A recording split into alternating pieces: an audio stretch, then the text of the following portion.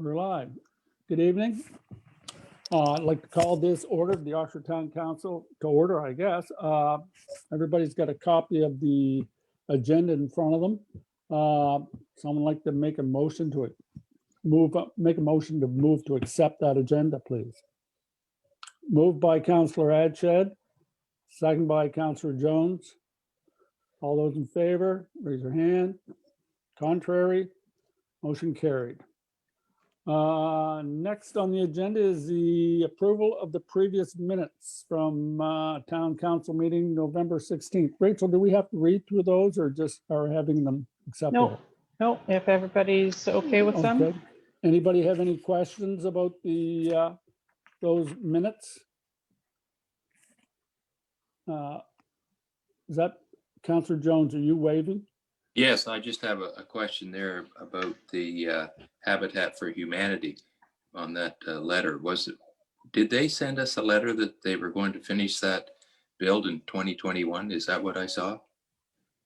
The letter talked about scheduling a call to give a bit of an update and what their plans were. They do want to finish it, but they had to reschedule. One of the folks on the call had some kidney stones and was unable to attend that call. So we've rescheduled it. We'll find a date in January to get more information. Once we have it, we'll bring it forward to council. Okay, no, that's good. Thank you. Welcome. Thank you, Councillor Jones. Anybody else have any questions about the minutes? Could have someone move for approval? Councillor Black moved, seconded by Councillor Jones. All those in favor, how about raise a hand? Motion carried. Contrary minded? Done. Next was the special town council meeting minutes. Anybody have any questions, comments regarding those? Did you raise your hand, Councillor Adshed? Oh, okay. Have someone move for approval? Moved by Councillor Colburn, second by Councillor Jones. All those in favor, raise their hand. Motion carried. Excellent. Just plowing right through. Next, we have new business, the 2019-20 audited financial statements. I assume Mr. Milner is here to talk about those, so we'll turn the floor over to him. Okay, thank you. I have some information to share, and I know that you have also in your possession, I believe, a copy of the draft statements to have had a look at prior to this evening's get together. So I think I'm able to do that. Give it a shot here. You should be able to, I think. Okay. So what I want to be able to do, I want to be able to cover all that needs to be covered, but I'm going to attempt not to get into too much detail because I know that you, now I don't have a copy of tonight's agenda. Is this just one of many other items on the agenda, or is this the remainder of the meeting? This is one of several items, Yeah. but this is Okay. the main portion of the meeting. Sure. Okay.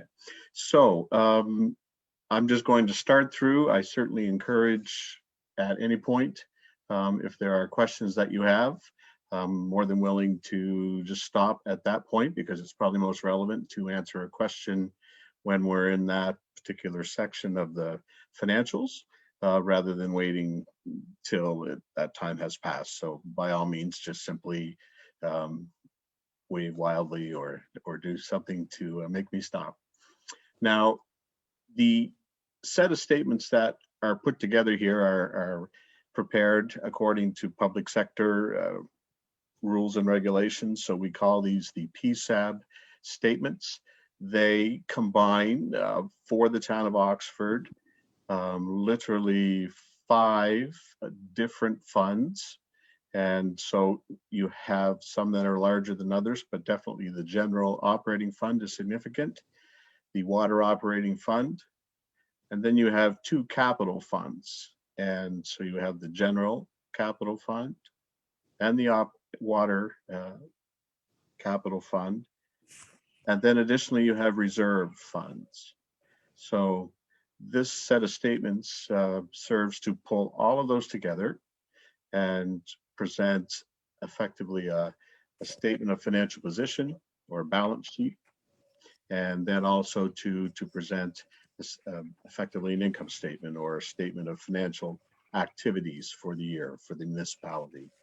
And so here on the screen, I have the table of contents. And so of course there are 26 pages involved, and I don't want to get too deep, as I mentioned. So just to take those items that are within the table of contents and give them some relevance for you. So pages 1 through 8 are, if we didn't have anything else, would pretty much give you everything you need to see the combined entity.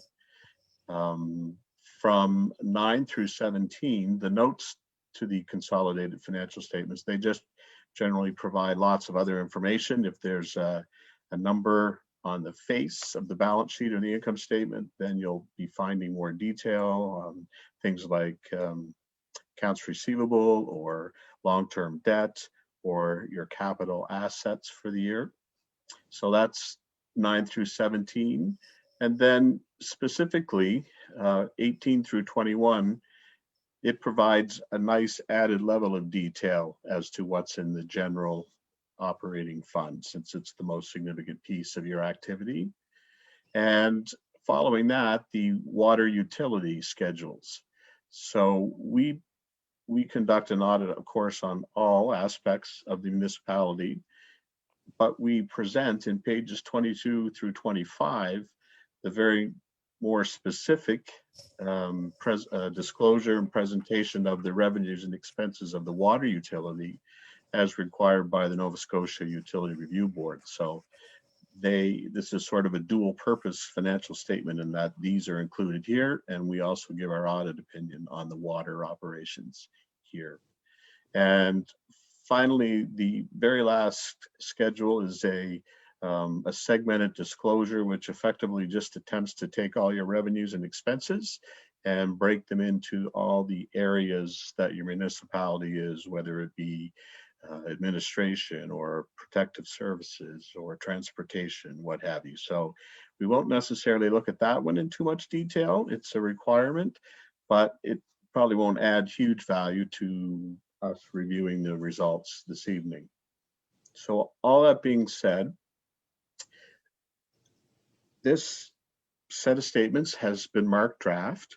It's been marked draft solely in the event that after presenting and discussing this evening, should there be some questions or even by chance follow-up questions that might create a change, heaven forbid, but I don't believe that will be the case.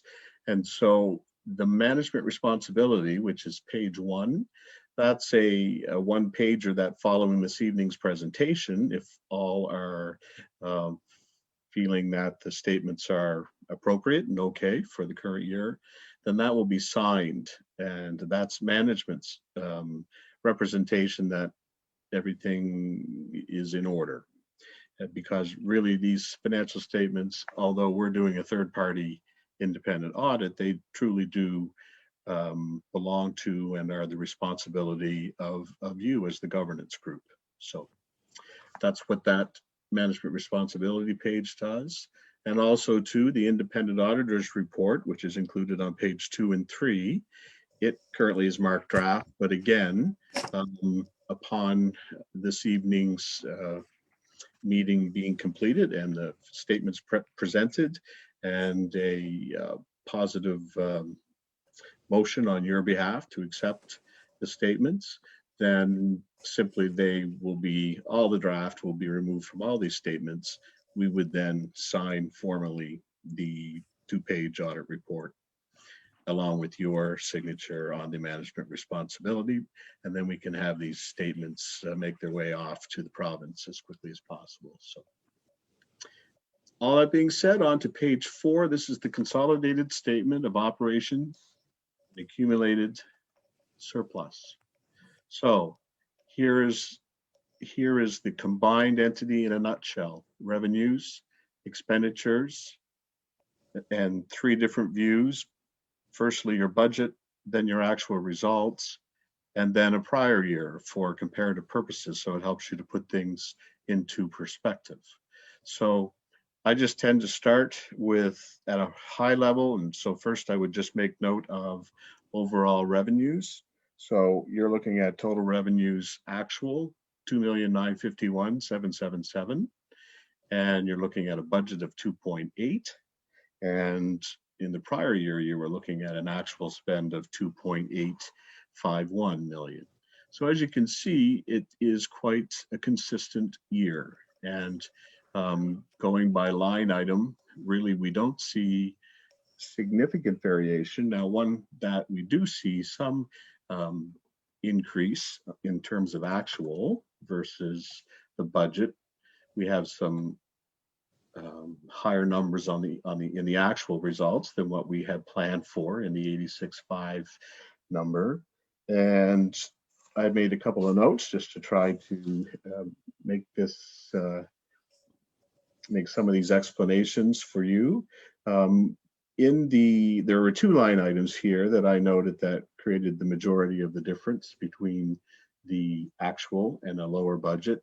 The budget for interest on outstanding taxes was budgeted at 20, and the actual interest revenue for the year was just 30,000 and a bit. So about a $10,000 additional revenue over the budgeted amount on interest on outstanding taxes. And then also too, your monies from Heritage Gas, when reviewing and auditing that source of revenue this year and looking closely at the dates to which the amounts relate, I believe what had previously been the case was, or maybe I'll just describe it this way. In the current year, we have two years worth of posting of that revenue, because effectively it comes in very late in the fiscal year. And so for that reason, when you look at the supporting documentation, you see that what came in just prior to your year end was in fact for this fiscal period. So bringing it effectively on a one-time basis into in sync with the actual time frame for which it was associated, that gave you 2 amounts of your Heritage Gas in the current year. So that's that line item. Really, as I mentioned, these other amounts are very consistent in nature. So we have 181 here for total combined unconditional transfers from other governments. So, and just to give you some background, so you have a revenue item, which is the equalization grant, and it makes up the significant portion of that. That's 178,000, and it stays consistent from year to year. Then we have on the next line, your conditional transfers from other governments. Now here, this is a second line item where there is in fact an actual revenue that's higher than what was budgeted for. So, you know, we're $40,000 or so higher there. So when we look into that, there's sort of a plus minus over budget, under budget underlying activity going on. Firstly, of one of the components of these conditional transfers from other governments, they're broken into federal, provincial, and municipal. And so there was the sinkhole funding, which came in the current year from ACOA in the amount of 68,500. So that, of course, created an excess of revenue over otherwise that unbudgeted item. And secondly, on the other side, with the County of Cumberland, the actual revenue for the year was 20,000, and that was around arena work. And when in fact the full budgeted amount for the County of Cumberland was 46,690. So with those 2 sort of equal and opposite line items in terms of budget and what the actual was, that makes that net of a $40,000 difference. Any questions there? I move on. Water rates. So in the current year, and with a change and a study having been completed and revised rates having been put into effect in the fall. This is generating some of this difference between actual and budget, 471, 669 versus the 414, 488. And lastly, with Cumberland Joint Management Authority, I'll say a few words about that. The CJSMA is in fact an entity which is serving each of the municipal units. And so each of the municipal units supports the CJSMA. And they also, because of the, I guess, the agreement in place and the funding that happens between municipalities and CJSMA, they in fact, all the municipalities as a group, they control the CJSMA. And when we control another entity, another government entity, these PSAB rules tell us that we must in fact show our percentage of the results from CGSMA within our Town of Oxford statement. So that's why we have a line item on the revenue side and we have a line item on the expense side. And each year, upon the completion of the CJSMA audit, there is a determination based upon usage that generates a percentage of the piece of CJSMA that we in fact include in these statements. The prior year percentage was very minimal for Town of Oxford relative to the other participants, but a 1.9% inclusion. And in this current year, that actually went up to 2.8. So that, when you look to the prior year and you look at the 19 versus the 62, part of this combining and bringing in the CGSMA actually involves making sure that we show our share of their ongoing accumulated surplus. And so instead of us having 1.9%, we suddenly have 2.8%. It makes for a one-time adjustment, and that's showing up in this revenue line item here, which is why we see a higher number than in the prior years. Okay, so moving on, total expenditures for the year, 2.818, budget 2.635. Now, again, some of these are very consistent and probably don't warrant too much discussion, but you'll see there that a few of these line items do in fact have some variation to budget, and I thought I would spend just a few moments to touch on some of those reasons in the event that that creates a question in your minds. So firstly, when we get into general government services, that's an area that includes all the sort of the administrative costs of the Town of Oxford, including audits and transfer of assessment services, interest in bank charges, the bad debt on accounts receivable in terms of the allowance that we set. And so actually we're over budget for the year by $56,000-ish. And so there were just two or three pieces that I wanted to mention. So for example, the budget in the current year for what we would have to set up as an entity for our bad debt or our accounts that we feel perhaps we will have a real difficulty collecting on the accounts receivable side. So that on that particular expense line item, there was a $14,000 variation. Now you have a set policy that says, here's our accounts receivable for general operating and water operating. And you have a rule that says when we look at the age of those receivables, that everything in the prior year and the year before that, they're all allowed for at 100%. So when we look at the receivable listing, we simply have to set the allowance equal to what those balances are. Now, what we also do is just prior to completing the audit, we look at the current receivable position and we see to what extent those two older years have in fact subsequently been received. and we bring those into consideration in arriving at a net adjustment to the allowance. So all that being said, that's of that $56,000 actual expense on this line item, 14 of it relates to the bad debt. 7,000 of it relates to auditing fee, which is entirely on our side.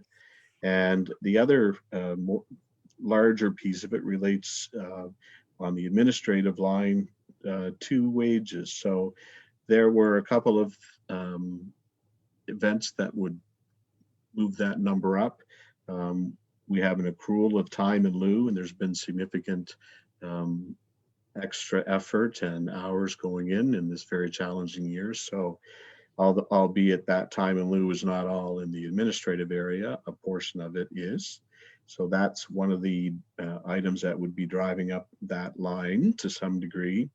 And also too, you had your retro pay calculation in the fall, and that would not have been part of the budget per se. And so that too is creating a variation between the budget and the actual. So I think those are the main contributing factors to being over budget on that line item. Now, into protective services, we have a budget of 693,772, and we have an actual of 752,179. Okay, and this is where we see the costs associated with the sinkhole of an exceptional nature being borne this year. So we had 101,550, and we know I mentioned already that we had 68,500 of funding from ACOA. However, of course, on a net basis, that certainly is impacting the overall bottom line for the town this year.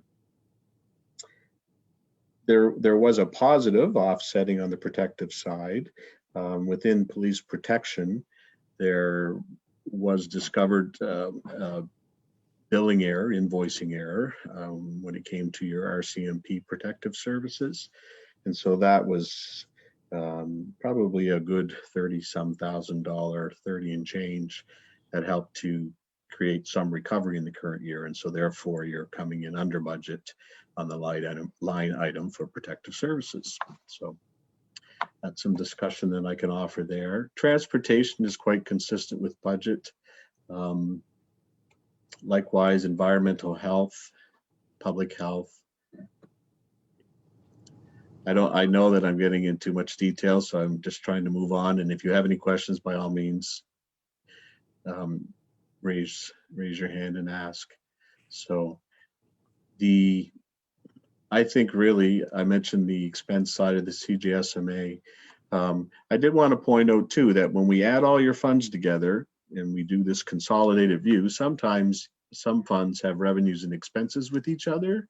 And so along with adding together all the parts, there is also an elimination of various transactions that helps to make certain that revenues are not overstated when that revenue is actually an internal revenue with one of your other funds, and as well expenses are not overstated.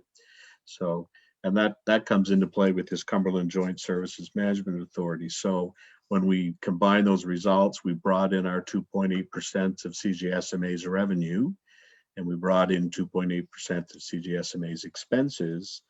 But then we also looked at the $40-some thousand amount that Town of Oxford pays to CGSMA as tipping fees, and we take that out of there and arriving at this overall result. So all that being said, and looking at our surplus/deficit for the year, so in this current year, we budgeted a surplus of 174. We came in at 133. So overall, a decent result for the year on the positive side, less than the prior year of 247. So moving on, that was effectively our income statement, but in a PSAB world referred to as statement of operations and accumulated surplus. The balance sheet, which is our assets and liabilities, et cetera, when we look at a set of statements such as this, we go, wow, we're town of Oxford and we have an accumulated surplus of $7.78 million. Wow, how can that be? It doesn't feel like we do. And so when we get to this balance sheet, we in fact can see what makes up that surplus. And the most significant piece of it are these non-financial assets. So we break the assets and liabilities into financial and non-financial. And so here, this 8.5 million represents the historical accumulated cost of infrastructure for all of the assets that make up the town of Oxford. So that's our financial position. These next two items, they are simply, they're part of a requirement, and they do tell us nice information. For example, if we're trying to get a sense of where are we at the end of this year relative to the end of our prior year when it comes to our net debt figure. Well, this statement helps us to see that in fact we've improved by $153,000. At the beginning of the year, we had a net debt position of 1.2 million, and now we're at 1,052,000. And these items up here help us to see how we got there. We had a positive bottom line or surplus on a combined basis for the year of 133,000. We spent a bunch of our money on buying assets, capital assets. So that was paving projects and water capital related projects. We amortized our capital assets, and they're here because of this 133,000 number, 395,000 of it didn't take any cash. We were simply writing off assets that we've had on hand. So that's why this non-cash type item comes into play. And then we have these three other reconciling items that relate to CGSMA, our change in inventory, and our change in prepaid expenses. So our 1,052,000 is our ending debt position. Moving on to the next page of the statements, page 7. This statement as well helps us understand how much money did we have in the bank across all funds at the beginning of the year, and how much did we have at the end, and how much did that change? And what you can see here is that for the year, for 2020, we actually had a reduction in our overall cash position of $173,000. Actually quite similar to the reduction in the prior year of $172,000. And again, it starts with our bottom line. We add back amortization because it doesn't involve cash. You're simply writing off the cost of assets. And then every item that changes, every item that's on our balance sheet, to the extent that that value changes, it impacts cash. So that's the impact that receivables had, inventory had, prepaids, payables. Here's the money being used to acquire capital assets, and here's repayment of long-term debt. So at the end of the year, this is the March 31st position of balances in bank. So we had 167,000 across water, utility, general op, and the reserves. And then we were actually 45,000 on our line of credit. So we have a max of 500,000, and this was how much was being utilized at the end of March. Now you'll notice that here we are at 122. If we do a look back to the end of March of 2019, at that point in time, we had much more money in the banks, but we also were significantly into our overdraft, quite close to our 500,000 actually. So different years. In fact, this is certainly the, albeit neither is a great place to be, but if you were trying to minimize interest, you definitely would be saving the overall organization by not being into this line of credit that we were into last year, but into it minimally in the current year. So I provide some of that, I guess, verbiage on that statement. Now, here's where we don't necessarily want to probably go into too much more detail, unless you would like to. Having had a chance to look through the statements, just really quickly, this is the capital projects funding. It's a required part of the statement, and what it does is it allows us to see what did we budget for capital projects in the year. So we thought we would spend quite possibly 632,000 being sourced from various sources, of whether it would be provincial grants or government grants or what have you, or use of gas tax.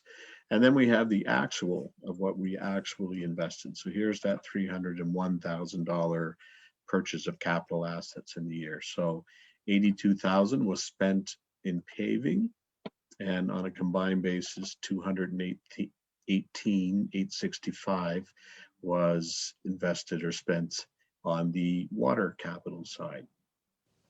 So this project actually came in less than anticipated. This work done on the generator shed was not budgeted, but took place. The Pugwash Road Reservoir project exceeded the budget of 15, and the Main Street renewal, which was anticipated to be a more significant project, there was just a small spend in that area for a little bit of activity that took place on the Main Street.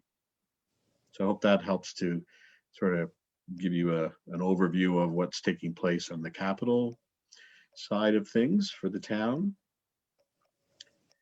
Now we're into these various notes, and I'm not going to spend time. They're self-explanatory. They tell us how the town is, what our policies are for accounting purposes, et cetera, et cetera. It tells, many of these sections of these notes are all required components of PSAB disclosure.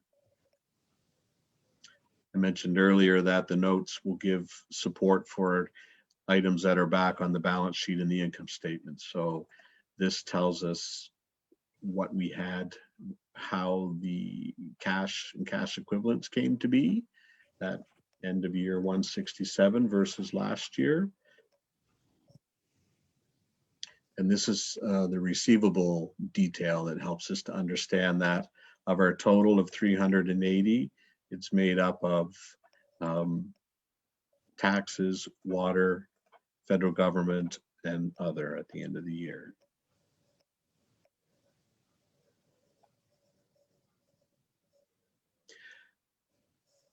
I believe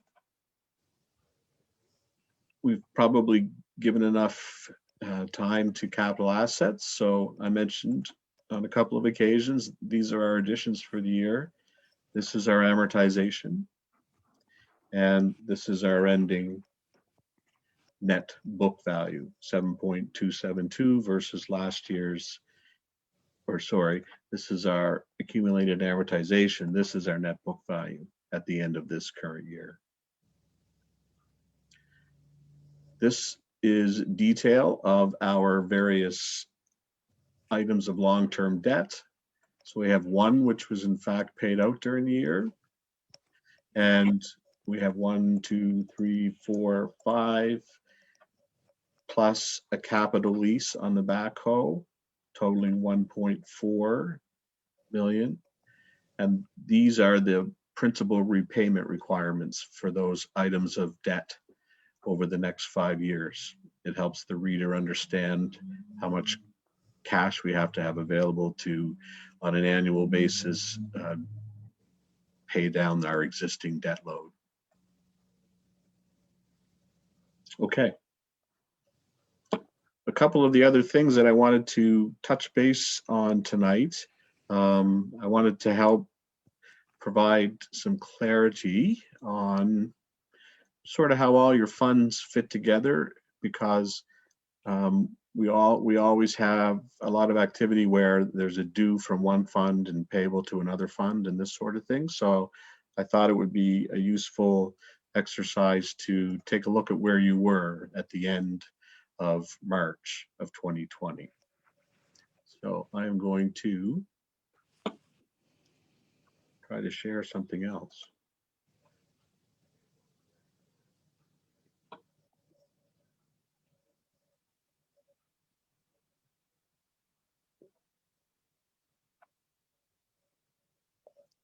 So I'm hoping you have something different on your screen now. Yes, we do. Hopefully it's Excel. Yeah, okay. Yes, Excel General Fund. Okay, perfect. So what I've done here, I have put 2 different years of activity, 2019 from here to here, and then more relevant and more current 2020 down here, okay? And I've done it by fund. So here's the general fund, and then here's its associated general capital fund, and here's the utility fund, and here's its associated water fund, and then these are your reserves. So to give you a sense, at the end of this current year, I mentioned to you that we were not nearly as far into our operating line of credit. And one of the reasons for that is that at the end of the year, we had, and I sort of put them this way so you could see that utility is utility, sort of that idea, and that due from a capital fund is a capital fund, and then its impact over here on reserves, etc. So albeit these all come to zero, or in this case 36 cents, but it's nothing that I spent time to make go away, because 36 cents is not relevant. And so at the end of March, the general fund had a receivable from water. It had a payable of 46,917 to water capital. It had a receivable from general capital, and it owed the reserves 87,000, and it also owed the reserves 309. So I wanted you to be able to get a grasp on sort of how you're funding, how you currently at that point in time were managing your affairs. So these 2 items together total $396,000. So, and what that means is that over here on this side, in the reserve side, we actually have reserves of a certain dollar amount, but $396,000 of them are not represented by money in the bank. They're represented by a receivable from on your general side. So, and I think this can form a basis for some of your necessary and ongoing discussions about helping to keep organized in such a way that your reserves potentially can, to some degree, get replenished with more cash versus having receivables from other funds. Anyway, that was my intent of sharing this. The reserves themselves, and so I can show you here as well. Like, so this $314,000 receivable that the reserves have from 2 different, on a net basis, from 2 different funds, general operating and general capital. They haven't really changed much from the prior year. So here they were 303. That was the same activity in the year before. So in the reserves, what you truly have, you have an operating reserve and you have a capital reserve. And then you also have your gas tax reserve. And so the The reserve, which tends to have the most activity, of course, is you receiving your gas tax monies, and then they generally are utilized to cover projects that are of a capital nature, albeit there are numerous other eligible spend items that the gas tax monies can be used for, but they generally tend to be used for capital. In our work getting to the point of presenting this evening, we did find a fair number of transactions touching the reserves. And it's important always to remember that when monies are going in or coming out of either the operating reserve or the capital reserves or the gas tax reserve, they always need to be supported by a formal motion or resolution in your minutes. And so that would be one of the items that will jot down as an opportunity for improvement to make sure that these types of movements of monies in or out are always appropriately supported by a formal vote and motion. So I just wanted to make that point. It also most likely would be relevant, even though the timing is past, that you most likely put a few motions in your minutes that will effectively bring you on side for a few of these transactions in the current year.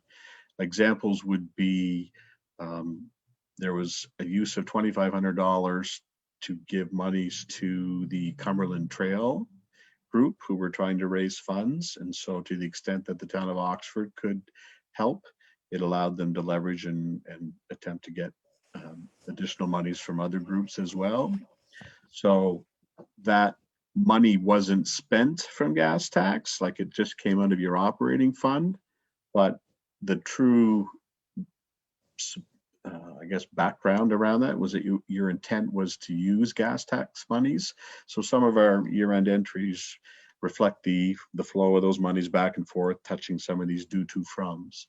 One of the other items that was part of the year-end audit was the sale of the two previously unidentified Dufferin Street PIDs, which had a particular market selling value, and then you had some related expenses. I think that came to, like, albeit not very large, but in order to treat it properly, that was at $2,486. That it effectively has to be seen as formally leaving your general operating fund and making its way back to the reserve fund, because again, these are all the specific rules that municipal affairs put in place to say, if you have a transaction of this type, here's how you're to treat it. If you have a transaction of this type, this is how you're to treat it. So you'll have a few motions put forth probably in an upcoming meeting that you should pass and vote on, and they are included in these results that you're looking at here. One of the other things that happens too is that anytime the general fund has a surplus or a deficit, there's always to be a transfer or an adjustment in the next year's funding to the extent that you have, because it's an obvious point that you don't just break even each year, because you're going to be on one side or the other. And so that was one of our adjustments in the current year as well, relating to the prior year. Because last year we had an $87,000 excess in the general operating fund, whereas this year it's in the opposite direction. It doesn't show in those consolidated results of 133 because that's 5 pieces put all together, but on a non-consolidated basis, the general fund did not have a positive for the year, and that would support the change in the cash for the year and fewer dollars in the bank on a cash basis too. The reserves, I said that you have 3: capital, operating, and so I'm going to stop sharing this. I just want to show you what makes up your reserves. Now, this is a continuity that has been maintained over the past number of years. And you can see that it has three components, and then they add together to be what the reserve balance is. So at the end of March 2020, the combined reserve balance is 228,000. At the end of the prior year, it was only 141. The year before that, it was 203, 315. But what I want to point out is that, to my earlier comment, this may be the book value, what's expected to be there and supported by a cash balance, but there's going to need to be some work done to, for sure, try to figure out or create a plan or strategy over the next number of years to have the reserves better funded and not being receivable from another fund. Okay, so I said there are three components. So here's your operating reserve. And I just commented as well that depending on what the results are from one year or the other year, they always need to either make their way in or come out of the operating reserve. So for example, the current year, we booked an entry that said, hey, last year in 2019, we had a surplus. We have to book that as being in the reserve. And that's the main contributor, taking you from a negative at the beginning of the year before to a positive now. But just because we booked it, that doesn't necessarily mean it's a funded operating surplus, but it is, albeit your surplus. In the prior year, you can see that the year before was a deficit. And so this actually was in the opposite direction to the current years. And so this has been maintained over time. And one of the areas of discussion at last year's meeting at this same time of the year was the school enhancement component of the reserve. And my understanding of this is such that there was a plan at one point in time for a portion of the facility to in fact have some area that would in fact be used by town of Oxford. And then as construction became complete and as cost overruns were dealt with, that area never came to be. And so you've not ever enjoyed space in that facility. And on the other side of that, despite having set aside these monies over the years from 2008 up to a point that in March of 12, it was at this $157,900 level. It stayed there ever since, but I think Rachel will guide you through some discussion on what you should do as a group to effectively just have this detail go away. And so in fact, you actually would have, if you did, under the assumption that the school is complete, the funding is done, you don't have any space there. And so in reality, the chance that you would ever be called upon to come up with those funds is quite nil.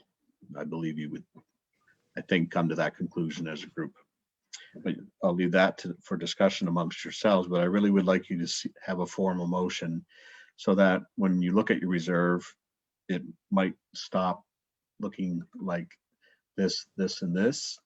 Because the other piece of this is this McLeave Festival. There was $2,000 set aside in 2013, but it would appear that was never used over each of the ensuing years. So you might also have discussion, and it may be that really you just have an operating reserve of 228, and that these two pieces would, after discussion and a motion, no longer be segregated within your operating reserve. So wanted to touch on that tonight as well. That's a lot of information. It must be, my throat is really dry.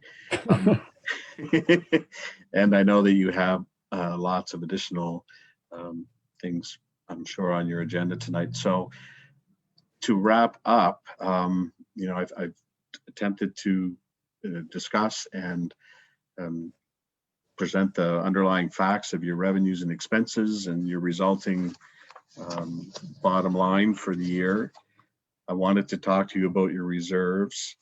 I wanted to mention as well that as a group and the governing group that you really do want to be able to get your administrative and reporting requirements taken care of as inexpensively as possible.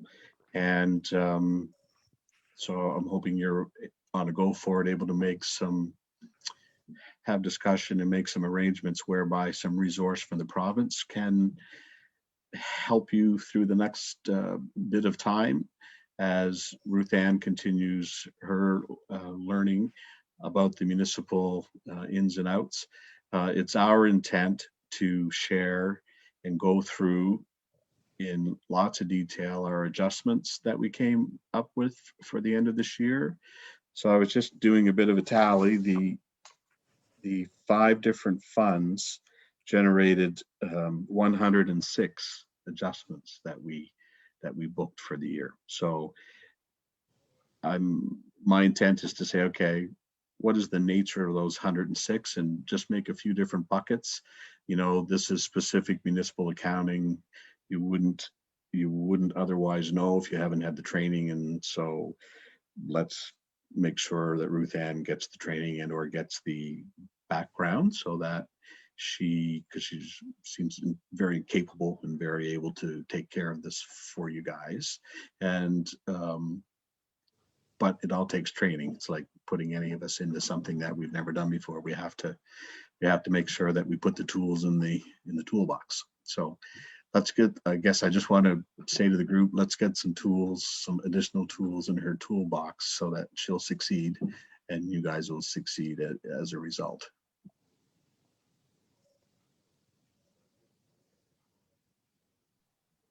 You want to stop sharing your screen a minute and I will. Yeah. turn it back over to the mayor.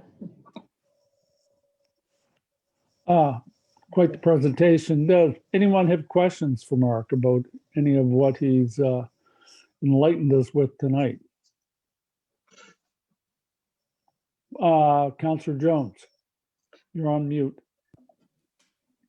The school enhancement, 157,000, is that actually money that's in a bank set aside, or has that been used in I'd say general? it doesn't appear to be. Does not appear to be, because the money's in the reserve. In the financials, you saw how much money in the cash note. Mhm. It tells us what was what, and the combined reserve balances.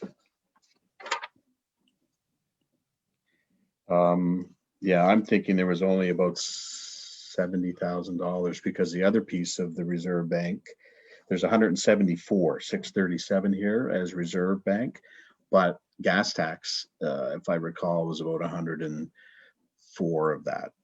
So that, yeah, you have about $70,000 in your reserve bank. And the other thing is the way the structure is set up, that one bank account handles both flow of transactions that are related to the operating reserve, as well as flow of transaction that relates to the capital reserve. So that makes it a little confusing too, but not bad because there's not that much going in and out. But so much of what we did, or a fair bit of what we did, is at the end of the year is there's lots of activity in the general fund and there's lots of activity in the water fund, but the capital and the reserve effectively next to nothing in those 3 separate funds for accounting. And so that's an area for Ruth Ann that will be a lot of learning to see how they fit into. So back to your original question, no, there's not much funding supporting that. So, Your Worship, if I could. Yes, Rachel, Um, go ahead. So I think it's important for council to understand that the town has struggled with sufficient cash flow for a number of years.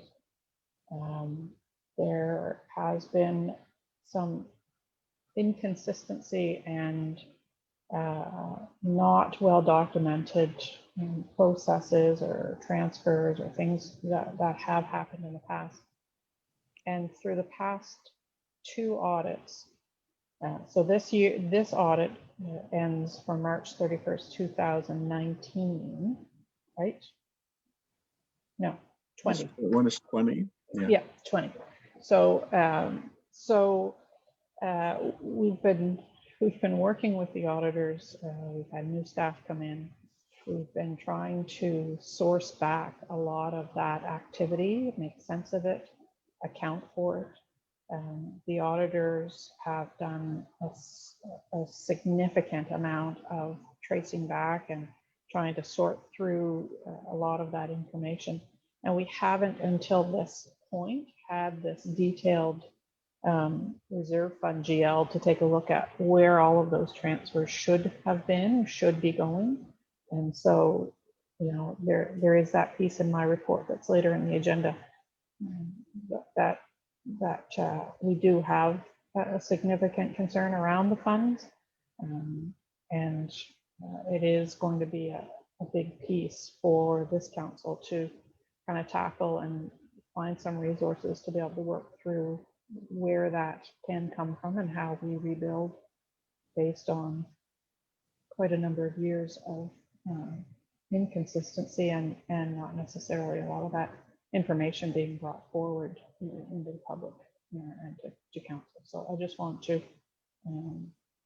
mention that Mark and Ruth Ann and I went through these financial statements for about 2.5 hours on Friday. So you've certainly got the Coles Notes version, the high points, the important points, but that was a critical piece that I was really trying and have been trying to get to is that fund GL around where we are, what do we owe, how much do we owe, which fund do we owe it to, and we're going to need to put some resources in place to be able to track that and develop a plan going forward. So I'll just offer that to council. Councillor Jones, you had a question? No, it was answered by. Oh, okay. Thank you. Thank Anybody you. else? Yeah. I have one question, Mark. You said there was 106 actions on that or something to that effect. What do you mean by actions? Oh, sorry. Yeah. Effectively 106 year-end adjustments, year-end adjusting entries. Wow. Across all aspects. The majority in the general operating fund, because of course that's where the majority of your activity transpires. I think we had 65 adjustments that took place there. Water operating, significantly less, but still 20 entries. And so it was a far different year for us as well. Previously, you benefited from outside help from Kevin, who came in on numerous occasions.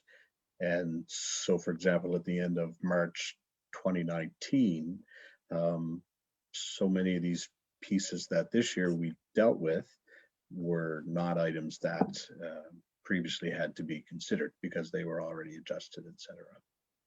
But every year is different and circumstances change, and when change happens, there's always a clunk or two.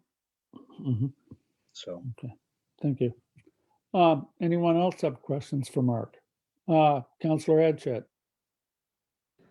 Yeah, I'm just wondering, like, it appears that a lot of these discrepancies and things have been going on for numerous years. I'm just wondering whose responsibility it was to pick up on this stuff over the last few years, where there wasn't, some of the information wasn't being brought forward and stuff. Like, I've sat around here, listened to year-end statements for quite a few years now, and there doesn't seem to have ever been a lot of problems with what was going on. In fact, we were always told that everything was going good and doing a great job and everything, and now you know, now we're into this where there appears to be some trouble with our statements. So I was just wondering, like, what we can do to solve that, and you know, going forward from here. Yeah, well, I think just so I would caution that I would want to make sure that I'm sharing the correct message. So my message is simply saying, uh, following the 12 months that made up your March 2020 year end, you were in the year before, you benefited and had investment in Kevin from Municipal Affairs, who came and was effectively not on site all the time, but when he was on site, he was making necessary tweaks and adjustments so that when you got to the end of the year, and at time of audit, then things were in a different state than they were this year. In your current year, you have people who worked really hard at booking your transactions and entering them. But as we all know, if we're over our head, perhaps, and haven't received sufficient training and being asked to do something that we're not trained to do, we 9 times out of 10 are not necessarily going to come out, unless it's a miracle, that you are in the same place as, say, for example, when Kevin was helping.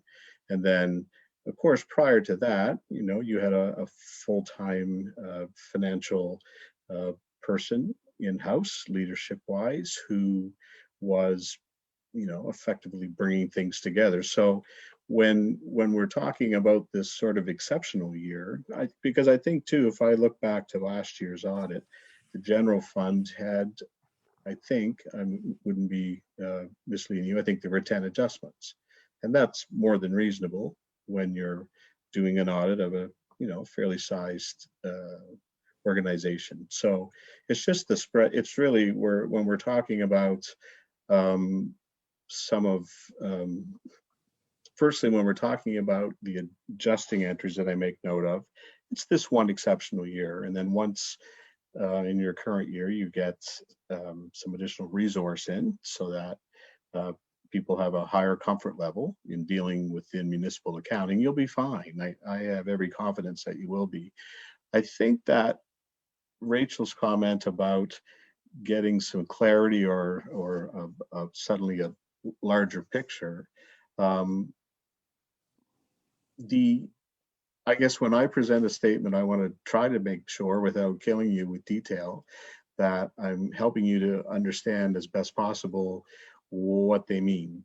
And so when I sat at the end of last week and we went through it, one of the things that I demonstrated was one of my work papers. It said, okay, we have a proof of interfunds, that because we need to make sure that across these 5, it's like 5 small businesses all being audited together, 5 funds, and because they all have 5 different activities going on within one municipal unit, they all had to be equal and opposite. So if one fund says it owes the other one $10, the other one has to have an equal and opposite balance. So what I had shared, just to show where those due to froms, because when you look at this PSAB statement that I've given you, you don't see any of those. Now, I mentioned to you that there's elimination of all those transactions that are within the funds.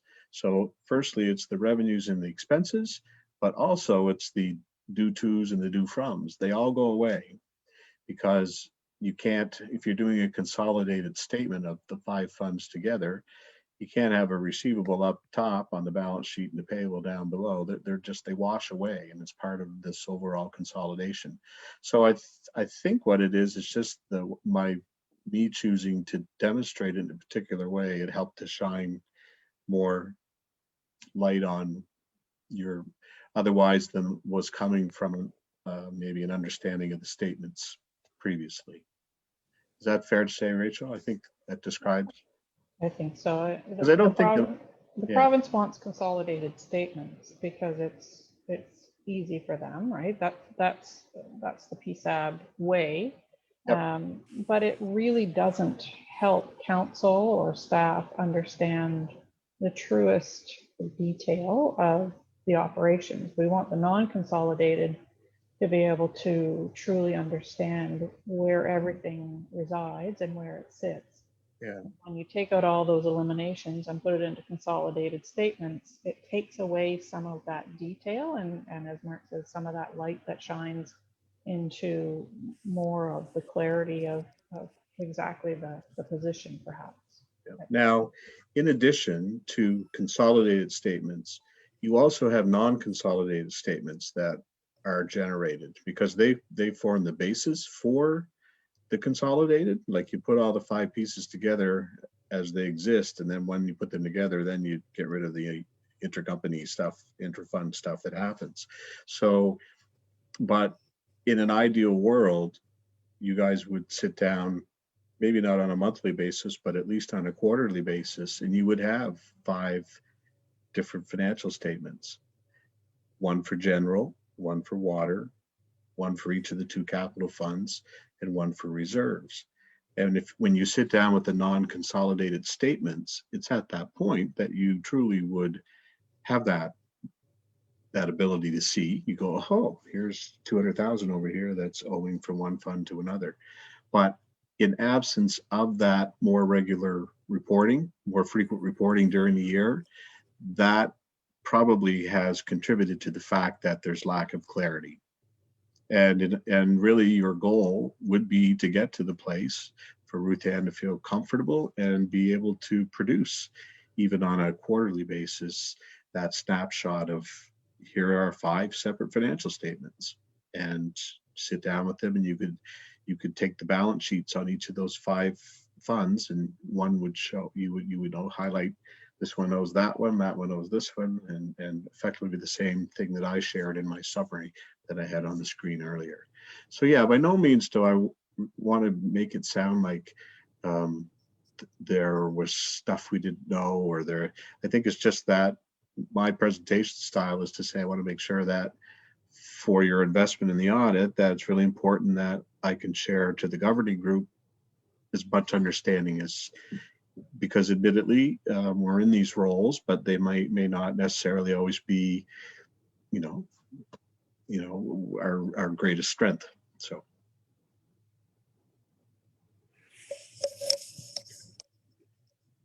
Anybody else have any questions or comments for Mark?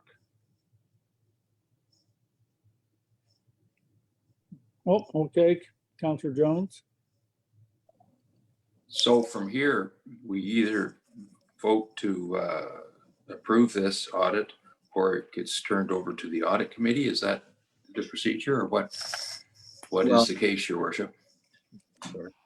I'm not exactly clear on that myself, Councillor Jones. Rachel, can you enlighten us as to what the next step would be? So typically we would want to put the statements through the audit committee first and have a recommendation from the audit committee to council. Through the province, we're required to file our approved audited financial statements by the end of September. And by doing so, we receive the rest of our provincial grant funding. The audit took longer, there was COVID, there was more detail, there was a lot of extenuating circumstances. So here we are at the end of December. That's part of our cash flow issues because we have not received our funding from the province, the grants that we would typically get. So in discussion with the mayor, we felt that it was more expedient to bring it straight to council for this year. Have a motion for council to accept the audited financial statements as presented, and we'll file with the province, and then we'll be able to start involving the audit committee on a more regular basis in 2021. I think that covers everything, unless Mark had anything extra. No, that's what I was effectively starting to pipe up to say. Yeah. Could I have a question, please? Go ahead, Councillor Jones. How long would the audit committee tie up this procedure? Like, I mean, do we even have a person appointed from the community for the audit committee? We do. We had other meetings that were supposed to take place last week that we had to schedule around. And I'm trying to get that put together last week prior to bringing it to council this week. Didn't facilitate that. Otherwise, we have to wait until over the holidays until January to pull an audit committee meeting together and then put it forward to council. Councillor Jones, you have a question? No, Oh, no, not right sorry. yet. Sorry, Councillor Edshed. Councillor Edshed. Go ahead. Yeah, I think especially where we are kind of waiting for money from the government and stuff, we should probably look at putting this through. I think Mark and them presented it to us. I think if the audit committee wanted to have a look at it afterwards to scrutinize us a little bit, but to get our cash flow back in place and get our money, I think we should look at putting this through tonight.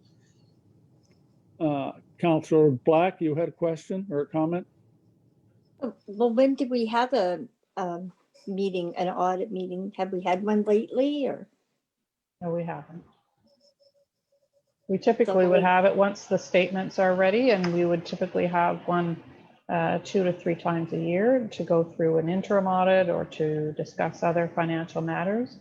We just haven't had the capacity to be able to meet that terms of reference with the audit committee with everything else going on. So we haven't had one this year or? No, we have not.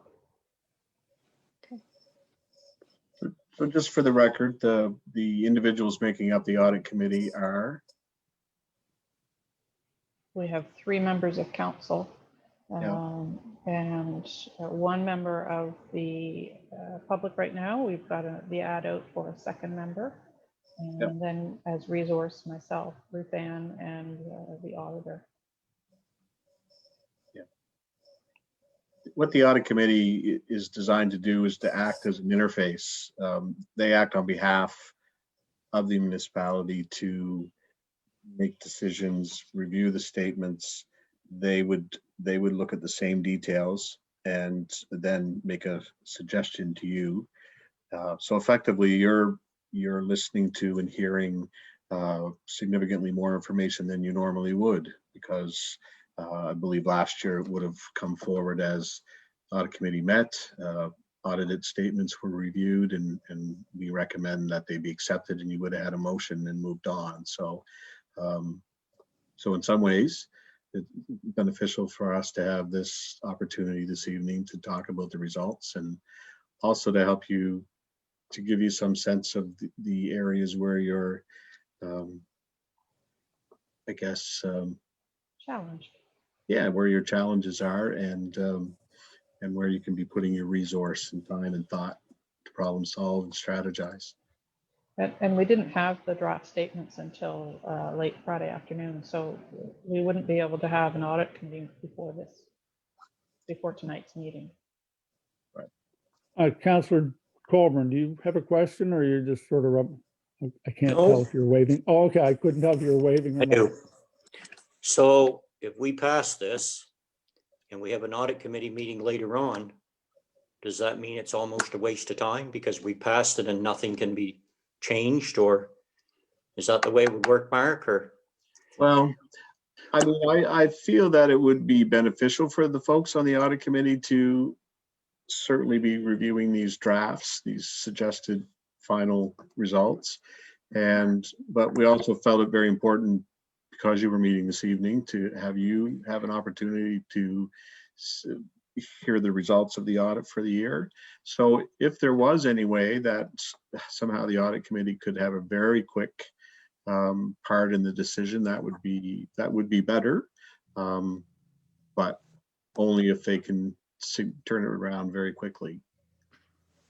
well, that would certainly be my suggestion, if I may, Mayor, Your Worship. Sure. I would certainly suggest that I think they should have a quick look at it.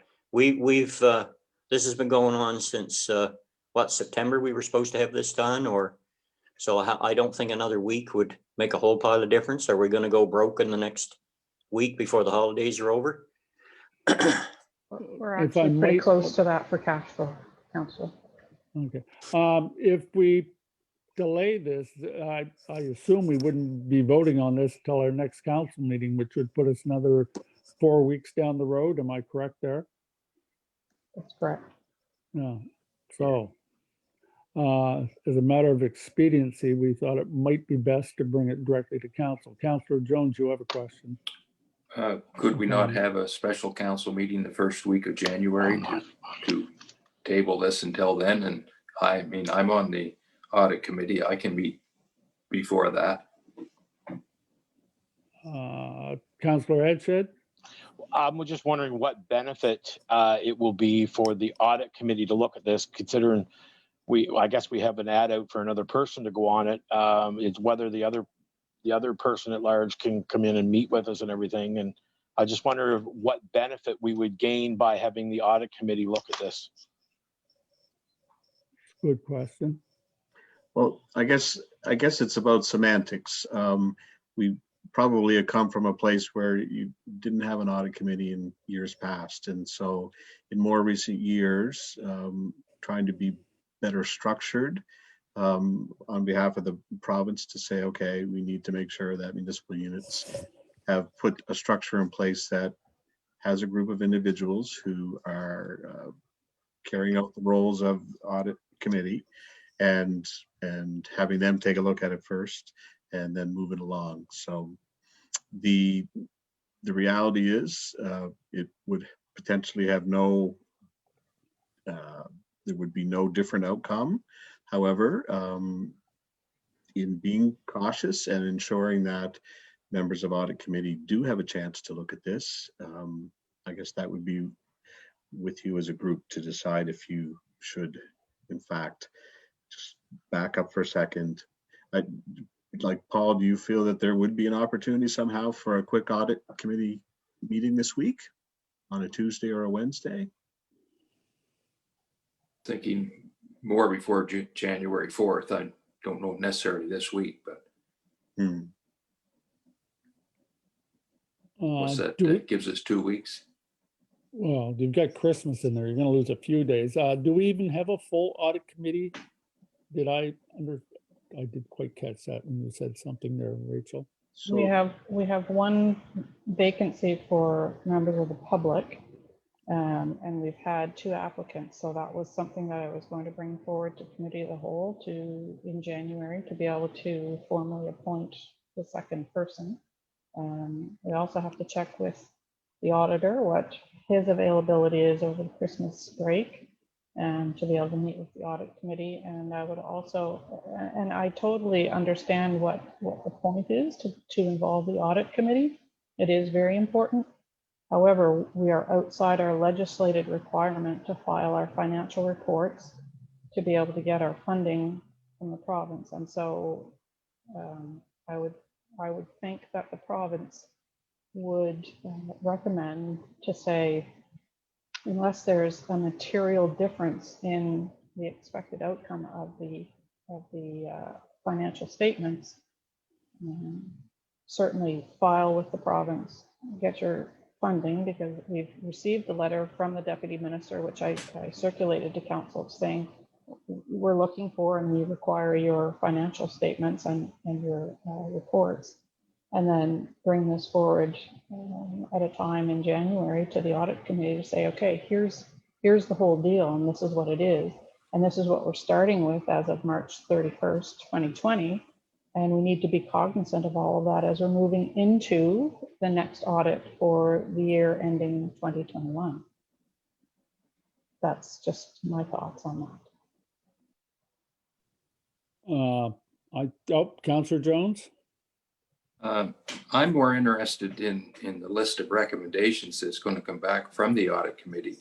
I mean, it's obvious that as our CEO has mentioned in the last 2.5 years, that things haven't been the way they probably should be. And I think a fresh set of eyes on it could shed some light on some things and maybe come back with some recommendations where council can move forward on it. Councillor Edgett. I would agree with you there, Paul, but I really don't see why holding up the financial statements is going to solve any of those problems right now. But I think those recommendations going forward can solve the problems for next year. I just think that we, where we are in a bit of a cash flow crunch, the government's asking for our statements, that we should probably move forward with them and use this as an exercise for the audit committee to get their, to get the information so that they can move forward with some better recommendations to council for next year, because whatever they recommend this year probably can't get implemented into today's financial statements. And if they do, it's just going to hold them up that much longer.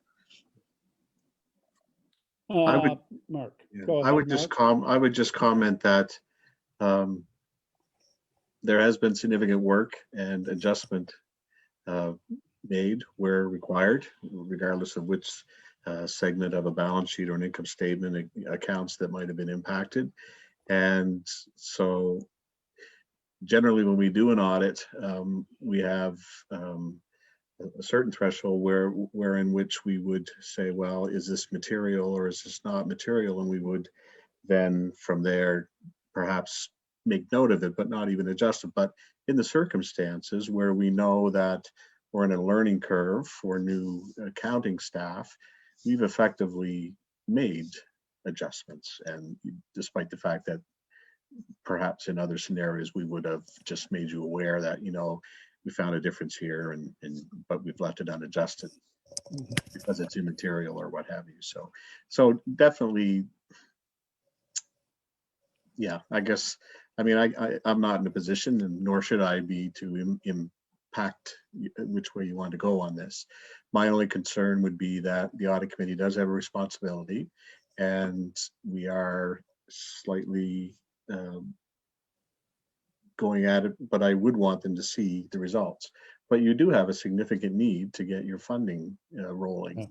And Wade, to your point, there's nothing that necessarily would be coming out of discussions of audit committee at this point, other than being part of a solution going forward, ensuring that a strategy that properly supports and trains and makes sure that your resource in-house is getting the necessary training and able to, on a go forward, be literally taking you back to a place where when it's come time for an audit, you do have 10 adjustments and not many more. This is an exceptional year. It's a year of change for you. Councillor Black, saw you had your hand up. Do you have a question or comment? I wouldn't have thought it was important if we might have had one this year, but if we hadn't had even one meeting this year, it's been how long? I'm not sure, to be honest. Been since the last audit. Since the last audit. Look, we could probably hash this out all night, but I would like to bring it to a vote because we have a lot more on the agenda that we haven't even looked at. Does anybody else have anything they'd like to throw into the discussion before we bring this to a vote?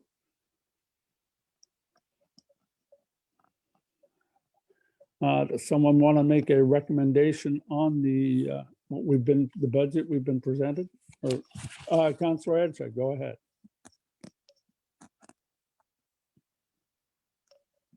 Nope. I'll make a motion that we accept the financial statements as presented, and we can have a follow-up with the audit committee later on in the new year. Do we have a seconder?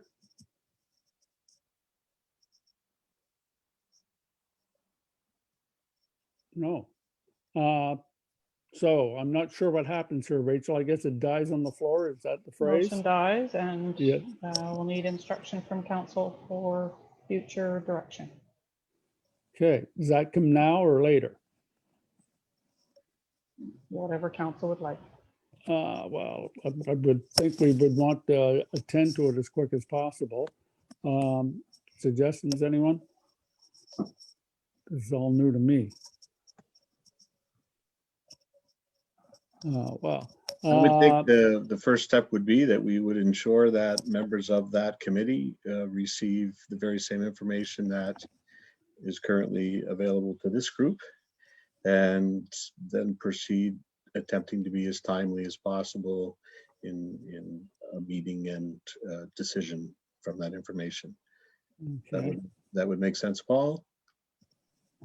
Yes, that would be my motion.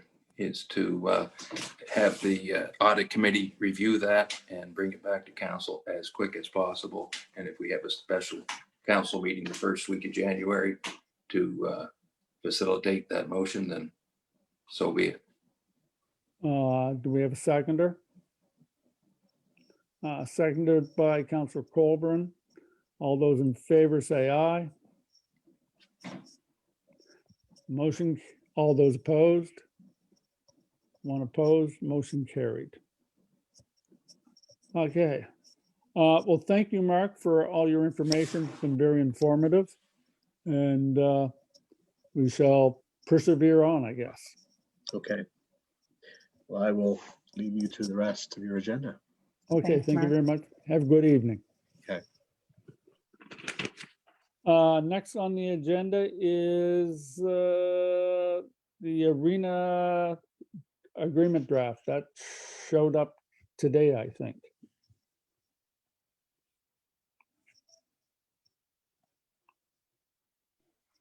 So, Your Worship, if I could. Yes, please. So the lease, the draft lease was circulated to council today as I received it this morning. The only comment that I had back, there was one change in 7.1 that there was an error just in just a typographical error. And so 7.1 now reads, if during the term of this lease, the building be damaged or destroyed by fire, explosion, earthquake, the elements or some similar cause or peril, this lease shall be deemed to be terminated. And so that was the only change there. It didn't really change the structure. And the only other comment back from the Lions Club from Rob Moores was the lease, the draft lease includes a prorated portion of the property taxes to be paid by this group. They weren't aware of that when Alden and I were developing the lease. This was just the template. So that's up to council whether they wish to include that or not. So those are the only comments that I have, other than the insurers requested seeing and being able to review and input on the draft lease and prior to it being signed. So that's all I have for that. Councillor Edchet. Do we actually pay taxes on that building? We pay taxes on all of our properties. Okay. Okay, does anybody have any comments regarding the taxes that we would levy on the building if the lease is signed? Councillor Jones? Well, how much taxes are we talking about? Like, what is the dollar value? I don't have that information for you today, unfortunately. Councillor Edchet?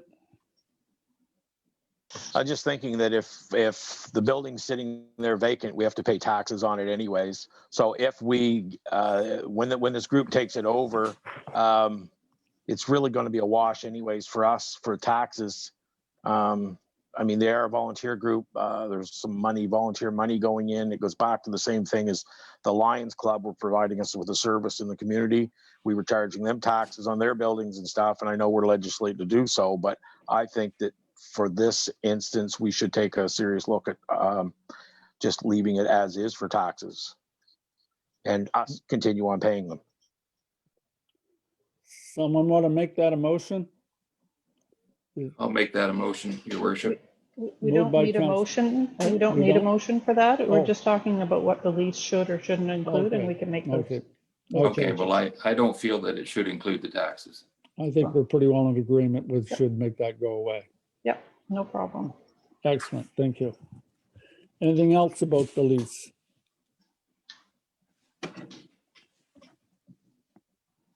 Do we need vote on this or what's the procedure here, Rachel? Can you enlighten me? Should have a vote whether you'd like to accept it or not, as is or as amended. Yes. Someone want to make a motion to that, please? Councillor Edchet, I see your hand up first. You just beat Councillor Colburn. Yeah, I'll make the motion that we make it as amended, I guess, with the tax exclusion in there, Rachel. Can I have a seconder? Counselor Second. Colburn, okay. All those in favor say aye. Raise your Aye. hand, I guess. Motion carried. Your worship, if I could just Yes. ask a question Yep, for clarification. If it's intended to provide this to the insurers and wait for their feedback prior to being signed? uh, What's the time, do we have any timeline for the insurers is someone gonna look at it tomorrow, or are we waiting till after the new year for a look at it kind of thing? I sent it today, but I suspect that we wouldn't get too much back prior to Christmas. Any comments, any questions, any queries, people? Counselor Adshed. Go ahead. Does anyone know what the anticipated startup date of the rink is?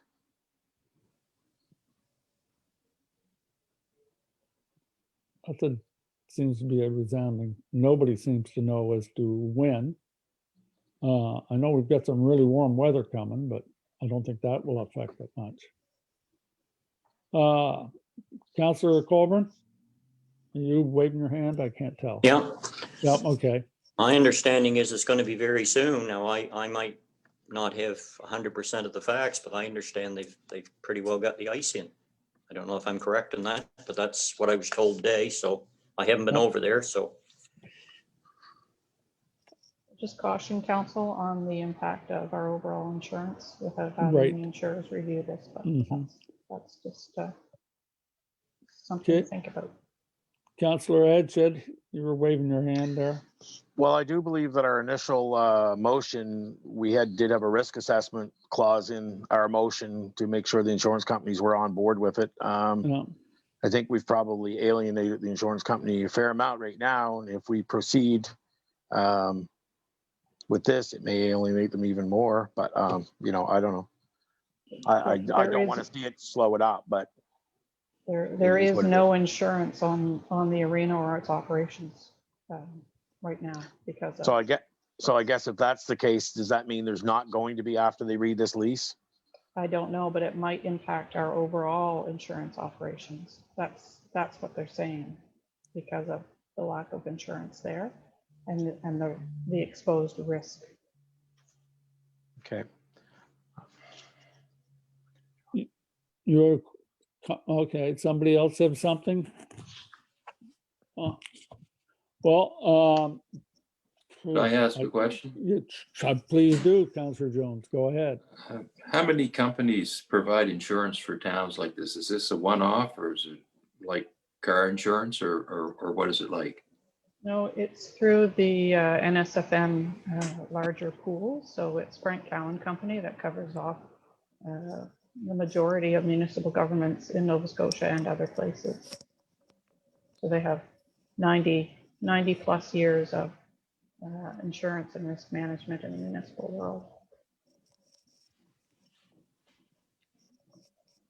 Well, any chance we can light a fire under somebody, Rachel, just to sort of speed up a response?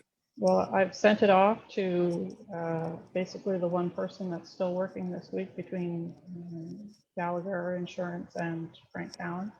And I'm waiting to hear back. So most of those folks are off on vacation this week until January 5th. Okay. Enough shame put this much work into something not happening. Any suggestions as to what we should do here, people? We don't want to sit on this forever because it just puts everybody else 2 weeks behind.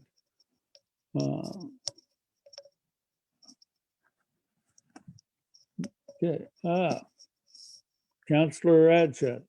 I ahead. think we should start moving forward with it and hope we get, I really don't know if we're going to get any more warm and fuzzy feelings back from our insurance company anyways. Even if they look at this, they're probably going to, like most insurance companies, risk managers and everything, they're going to see high risk on this and they're probably not going to approve it anyways. That's just my opinion. So I think we've committed to moving forward with this rink. Keep our fingers crossed for 3.5 months. And that's what I see. Counselor Jones? Could we not take out a separate insurance policy like the Lions have to increase that liability insurance and run it separate from the rest of the town liability? I mean, does anyone know what the Lions Club are paying for their $2 million in liability insurance?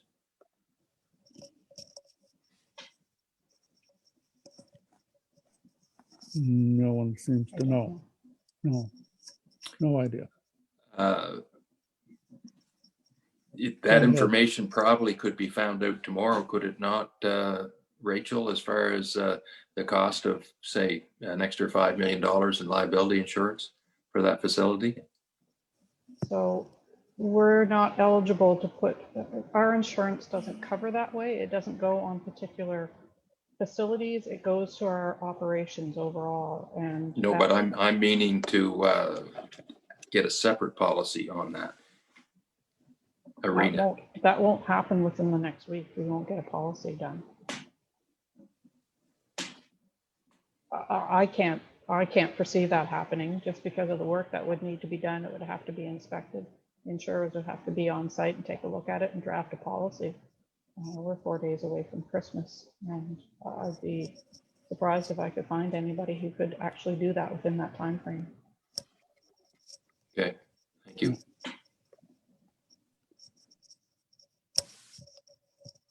Okay, we seem to come to a bit of a standstill here then. I'm just looking for the clarity whether council would like this signed now or to wait for the insurers, and I just need that direction. My gut feeling is we sign it. We've already committed to it. Everybody seems to think we're not making any friends by not signing it. And there's a bit of a risk in anything. But that's just my feeling. Councillor Colburn. I agree with you, Your Worship. I think we need to move on with this and just take hope and just hope that maybe we could contact Jordan Burkhart. Maybe he could somehow possibly maybe quicker find some coverage through the companies that they deal with. I don't know, but it would be worth a phone call, I would think. Well, okay. We don't have confirmation that they have insurance yet. I haven't seen a certificate yet. Okay, well, we definitely want to see that. Councillor Jones? Well, am I talking here? You're not now, you were. Now you're Okay. talking. I agree with Councillor Colburn that we contact Jordan and see what it would cost to increase that insurance where it obviously has been inspected and there's an agent that already knows the building, and it should only be a phone call, say, to increase the insurance and go from there. But I also agree that we have to see that policy before the public starts to use that facility. Okay. So I'm not quite sure how we're going to put this in a motion to make things happen over the next couple of days. So, Your Worship, you've made the motion to approve the lease as it was amended, and so that's fine. I'm just, so it can be instruction to staff or instruction somewhere. First of all, that we need to see the insurance from the operating group, I think. Right, yes. Before it's signed as well. I'm not really entirely clear if Councillor Jones is asking that the operating group get additional insurance, or if you're requesting the town to take out a separate policy on that.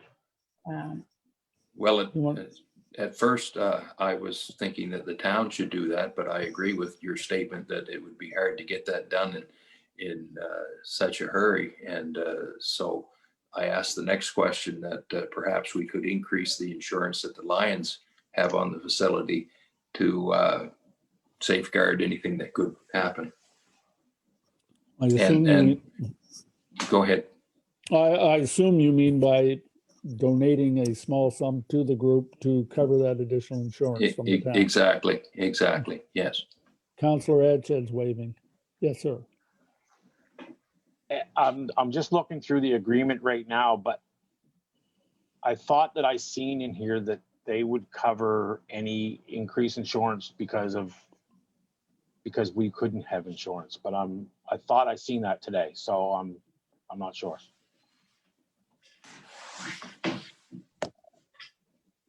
Yes, it's in section 9.1.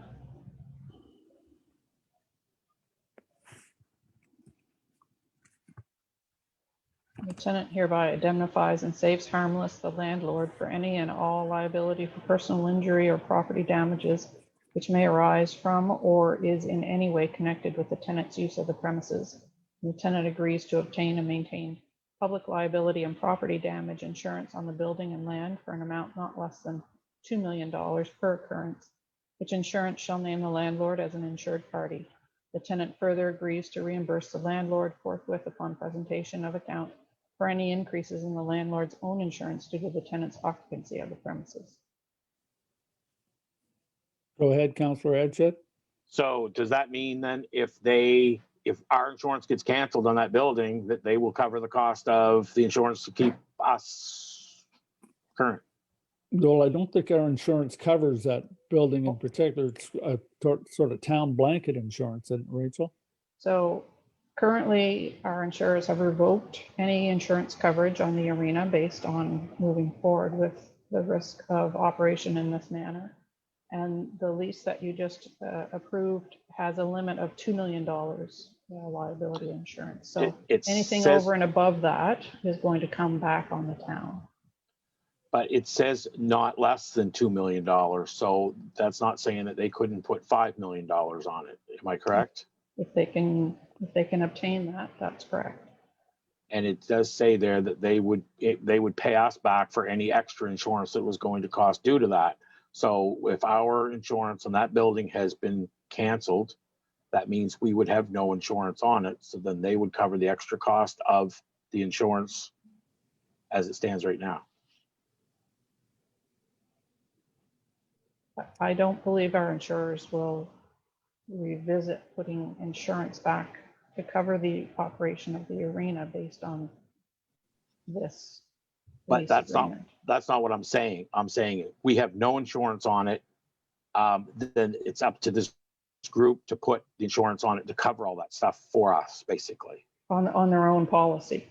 No, on their own policy. If they have their own policy that's worth $5 million, then we don't need a policy over there. Would I be correct in making that statement? No. They should have more insurance. We should have more in the lease that would allow our insurance to cover it, but it's not going to change that, I don't think. But this lease is no less than $2 million. So you've stated that you're accepting a $2 million liability insurance from the operators. That's what that means. Okay. You've not said 5 million, you've said 2 million. Okay. Not less than 2 million. Okay. So I seen in some correspondence that you sent us that to go 5 to 10 million was going to be like $2,300 or $2,400. That was in one letter I seen that you sent out. So if we wanted to increase our overall entity insurance for liability, and that's not specific to the arena, that's to our overall operations. If we went up to 30, we currently have $25 million of insurance coverage. To take it up to 35 million, yes, it's about $2,600 more. I still don't believe that the insurers at this point are willing to extend that to the arena. Okay. Yes, Councillor Jones.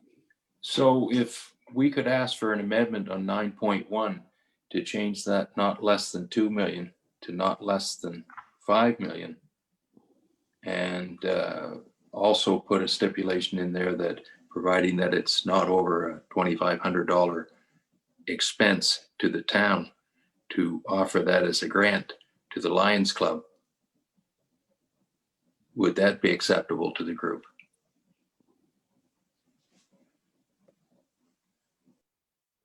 Where would you propose that fund come? Pardon me? Where would you propose that the additional cost of the insurance as a grant to the Lions Club come from in the budget? Well, you can take my December's honorarium and put towards it.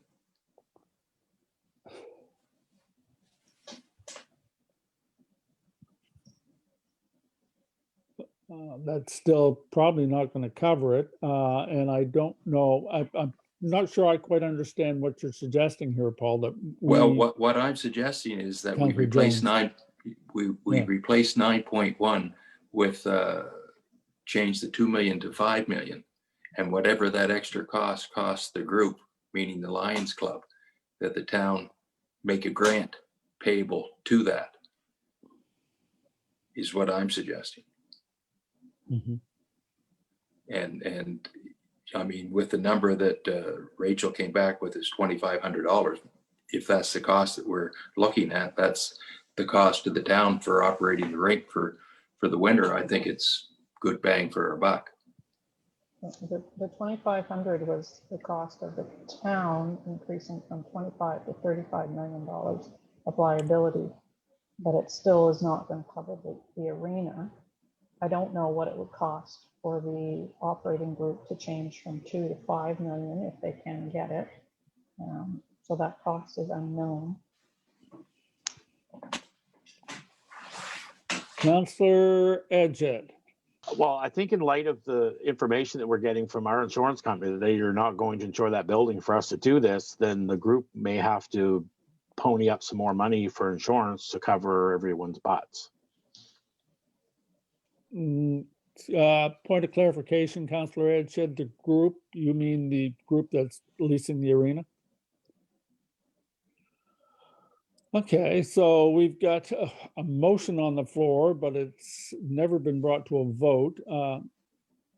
And now we're sort of going off in a little different direction. Councillor Colburn. We may have had discussion before, I'm not sure, about the exhibition. What happens when the exhibition takes over the building for a month? Who covers all the insurance then? I thought Did the town cover all the insurance, or did the exhibition insure the building for 1 month or 6 weeks or whatever? I guess it really doesn't matter anyway. Our insurance company basically says they're not going to cover the rink. So there you go. I agree with Councillor Jones. If I just may, I know it's not a lot of money. I am more than willing to do the same thing. I'm willing to give up my honorarium to go towards the rink. I want this thing to work. I think we all do, Councillor Colburn. Well, if we're that tight with cash, then we better put a freeze on everything right now, and nobody spend another penny unless it's an absolute emergency. Well, I think we're talking about something we have no idea what the value is at this point. We don't know how much their insurance is. I guess that's what we need to find out first. Right. I guess a phone call tomorrow would fix that right up, wouldn't it? Well, it might start. So what does council want to do at this juncture in time right now? Is a good question. Because I'm starting to get a little confused as to what our next step should be. Can I ask a question, Your Worship? Sure thing, Councillor Jones. At what insurance level does town council feel comfortable with? Obviously, it's not 2 million, but is it 5 million?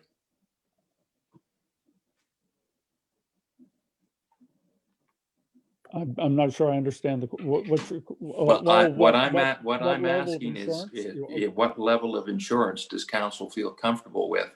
Obviously, it's not 2 million, but is it 5 million? That's a good question. Yes, I mean, what is an acceptable level? I'm not an expert in insurance, so I'd be guessing. Councillor Colburn. Does anybody have any idea what Parsbro or Spring Hill or Amherst have on their buildings? Arena? Maybe 2 million's all they have. Maybe 2 million is fine. Yes, our insurers have come back to say at least 5, preferably 10. That's the only reference that I have. That I assume that's where the 5 million number has come from. Councillor Colburn. And I guess, if I may, Rachel, I guess that at this point, that really don't matter what they say, does it? Because they don't want to insure us anyway. So we've got to look somewhere else. Well, you're- Counselor Jones? Excuse me, Yeah. what, could we change, or could we make a motion that 9.1 gets to, the 2 million has to be changed to 5 million? And we'll figure out the details afterwards. And right now, the Lions Club are responsible for that. And when we find out the amount that it is, then that can be discussed at a later date. But at least the facility can open and they can use it, because if we put this off, we're into the middle of January and we've lost another month of the season, and then it's you may as well not even open it. Can we, well, we've got a motion on the floor. Can we put another motion on the floor? I'm not sure what the exact rules are here. I don't think we had a seconder for that Oh, motion. okay, so that died. Okay. Okay, so I would like to make a new motion and that we accept that proposal, except for that 9.1 where that gets changed to $5 million. Insurance. Counselor, moved by Counselor Jones, second by Counselor Edshed. All those in favor, raise your hand. Okay. Motion carried. Okay, so we will work out the details, not tonight, not right now, of course, but we will find out. And I'll communicate that with Jordan in the morning. Sure, please do. Thank you, Rachel. Next, I lost my agenda.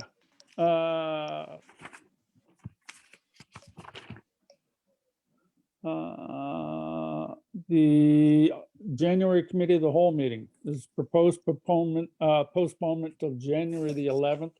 Reason for that being that the scheduled meeting was for the 4th of January, and that's pretty well, everybody's been on Christmas break, so a 1-week delay would give us some time to get some things together. There's not a lot happens between Christmas and New Year's.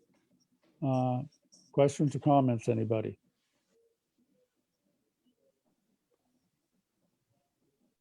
If everyone is in agreement, I would like a motion for that, please. Moved by Counselor Edshed, seconded by Counselor Jones, thirded by Counselor Black. All those in favor signify by raising their hand. Those opposed, motion carried. That was quick. Next, the CAO administration report.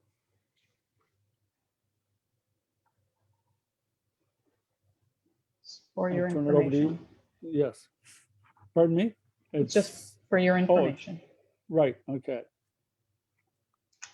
So do we do anything with this, Rachel, or I'm still new with this? No, you can just accept it Yeah. as submitted, and you can do that with each individual report as you go through. Okay, so we'll start with the CAO administration. Anybody have any questions or comments that haven't been covered already? So someone want to move to accept the CAO administration report? Moved by Counselor Jones. Do we have a seconder? Seconder by Counselor Black. All those in favor of accepting, raise your hand, please. Motion carried. Next is the Public Works report. Anybody have any questions or comments? Anybody like to move the acceptance of that? Oh, do you have a question, Paul? Okay, Well, Paul. I was just concerned about snow time coming and snowplow operators. I hear we're going to have a couple of staff members off. I was just wondering if all the bases are going to be covered so that we can still have the best snow removal in Eastern Canada, like we always do. We do. We do. We certainly have an option to recall one of the union employees if that's necessary, and if our union employee declines that, then we can certainly go quickly out into the market to get extra contractors to help us. Okay. Okay. No, that's good. Thank you. Can we have a motion on the Public Works report then to accept it? Moved by Counselor Edshed. Do we have a seconder? Seconded by Counselor Colburn. All those in favor, raise their hand, please. This is how meetings should go. Motion carried. And next, the Finance, General Operating and Water Utility budgets. variance reports. That was an exciting read. Do anybody have questions, or can we go straight to a motion to accept? Counselor Jones, are you moving to accept? Do we have a seconder? Moved by seconder Ed said, he's very quick there. All those in favor, raise their hand, please. Motion carried. Okay, fire committee, fire report. Anybody have questions regarding that? Excuse me, I'm gonna ask a question because someone asked me. When we have fires in the county, how does the county reimburse the town for fires that we fight outside the town limits? Can someone sort of clarify that for me?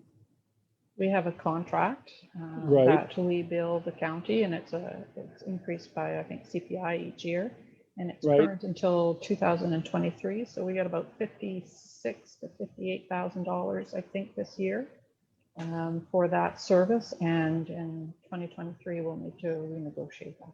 No, okay, I just noticed that all the fires are outside the town limits, so, but there's no extra revenue generated for the town because of they're outside. It's a flat There- rate for the service. That's right. Okay, thank you for the clarification. Can we have someone move to accept the fire report? Moved by Councillor Jones, second by Councillor Colburn. All those in favor, raise their hand, say aye. Motion carried. I just noticed Councillor Edshed and I have the same shirts on. Sorry. Councillor Colburn. I have a couple of questions. I may have dozed off there for a minute. Oh, Maybe did I you? maybe I missed where I was supposed to ask them. It's to do with finance. It's to do with finances. On the Uh, water budget? Yeah. I noticed in the financing there that Wendy had no honorarium or anything. Did she not get paid for anything while she was here, or there was nothing on her line that says she received any monies of any kind? Am I mistaken, or is that correct? It's not correct, so we'll have to take a look at that and see. Because when I looked at it, Rachel, there was nothing on her line that said she received any money whatsoever. Is that for the audited statements? Because it may have been, Yes, it's in the audited lines where you have your administration stuff. Everyone else is listed except Wendy doesn't have. We got it. nothing, yeah, correct. okay. Yep. Okay, Well- do we rescind our motion to accept the water variance? Or what's the school, how do we No, do that? it's on the audited statements, and I'll bring Yeah. that forward to Mark before Okay. finalizing. A couple of other things. The Bickerton expenses, is the reason that they're $7,000 higher this year because they had to do a lot more work, or what is the reason for that? That is Okay. the reason. All right. And one other question, these monies that we're going to get back from the government once we get our statement to them for beautification is 17,500, and this other 253,000. Is some of that money for COVID stuff, or can that be used for? I guess I'm looking back at the rink. It was mentioned about them getting defoggers. They have bought one for themselves. But I'm So just wondering, under this COVID thing, could we purchase one or two maybe they can be used in all the offices or at the theater? You can just spray a mist and it automatically sanitizes everything. So we haven't had clarification from the province on what we can use that safe restart money, and that's the Right. 253,000. So once we get Yeah. clarity on that, then it'll be a motion by council what you'd like to spend the Okay. money on. It's 'Cause I said- anticipated to use for several fiscal years. Right. Yep. Because I certainly think that would be a worthwhile cause, because that way we can use it at the theater, you could use it at the office, wherever you wanted, so. Yep. I know Okay. Oxford Frozen Foods has already purchased one for the rink so they'll have it for themselves. Anyway, I'm done. Okay, thank you, Brenton, or Councillor Colburn. Did we pass the fire one? Yes, we did. Okay, we're on to community economic development. Does anyone have any questions or comments regarding that? I can we have a motion to accept it. Moved by Counselor Adshed, second by Counselor Jones. All those in favor, raise their hand, please, so we can see it on the screen. Motion carried. Cumberland Libraries update. Does anyone have any questions or comments regarding that? Okay. It's gonna have someone move to accept the report, then moved by Counselor Jones. We need a seconder by Counselor Black. All those in favor, wave their hand a bit so we can see them. Motion carried. Thank you. Last thing on the agenda, and before I do it, I want to wish everybody a happy holidays and stay safe, look after each other. And have someone call for adjournment, please. Moved by Counselor Jones, second by Counselor Adshed. And the meeting is adjourned. Thank you, everyone. Have a good night. Thank you.